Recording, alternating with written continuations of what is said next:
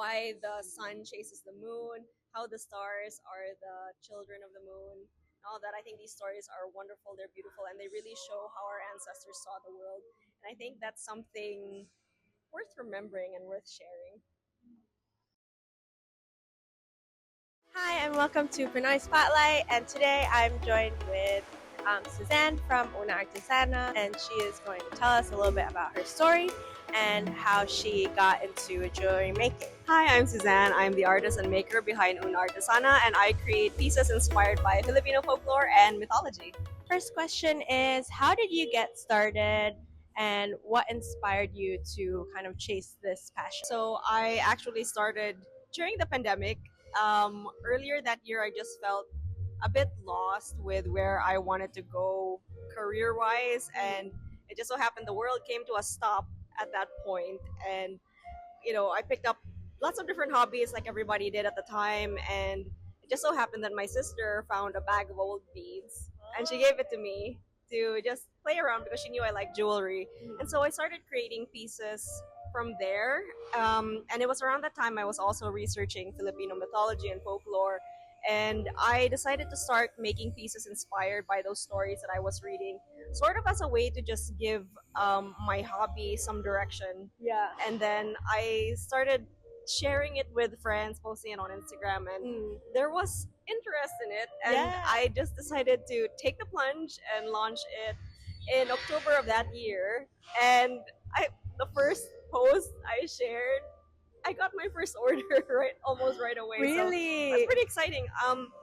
At the time, it was really just a way to pass the time during the pandemic, but interest kept growing, and now it's a full-time business. That's actually how you captured my attention, is that it's not only like creating something, right? It is actually like the storytelling, the preservation of and passing down of the stories of our ancestors, our folklore. I'm actually learning while also appreciating your art.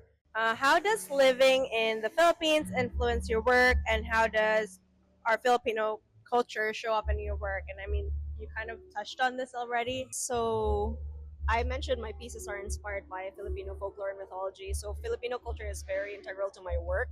And honestly, I learn a lot every time I do research for a new collection. And um, it just adds with I tend to revisit collections every year or so, and I develop the designs further with the stories and other research I've read on it, and so it kind of adds more of a layer to these pieces, to the stories that they tell. So I think it shines a light on how much, despite living in the Philippines, I feel like a lot of us don't really know certain aspects of our culture. Yeah. And especially the pre-colonial parts of our history. I think that's very underrepresented, and that's what I do with my work. Sure, I find a lot more of these in the research I do when I go to museums, when I read up on it. But living in the Philippines and like doing the research that I do, you start to kind of piece together the parts of our pre-colonial history that has bled through to today. And I think it's just fun when I, make those connections. And it's like, we're not so disconnected from our past after all. And I think that's just something that's so wonderful. I think there was one of your reels where you visited that church where they have the anting. Yeah, Quiapo. Quiapo. Church. Yeah. And I just love that, being able to go there, check it out, and like see for yourself. And I feel like that's the kind of research that you can't just do online. Hopefully you'll keep sharing those Yeah, for sure. I kind of research. What was the biggest challenge you faced early on, and what changes did you make to improve? Biggest challenge of running a business like this in the Philippines is really looking for the materials. Oh yeah. Yeah, so like when I started with beadwork, I had a really difficult time finding good quality beads here. And I had to order a lot of my stuff online just to make sure I was getting good quality materials to work with. And honestly, that is the biggest challenge. And when I decided to go into metalwork, it took me literally years to find somebody who could produce my metal pieces. Even from sculpting the original wax models for those, I did not have access to jeweler's wax or any of the fancy tools that you need to do wax carving. I literally just read that our ancient artisans used beeswax, and I just thought, you know what, if they could do it, I can do it. Being here, there are frustrations, but it also kind of pushes you to adapt to what's available here. What do you hope people feel or learn from your work, or what impact do you hope your work has on others? I really just want my pieces to be sort of an entry point for people to reconnect with our Filipino heritage. Yeah. So, for me, jewelry is just so much more than fashion, than ornamentation. It's really an opportunity to tell a story. I mean, how many of us have pieces that have stories in themselves? Like maybe you received a necklace from a loved one, or you bought a pair of earrings on a trip.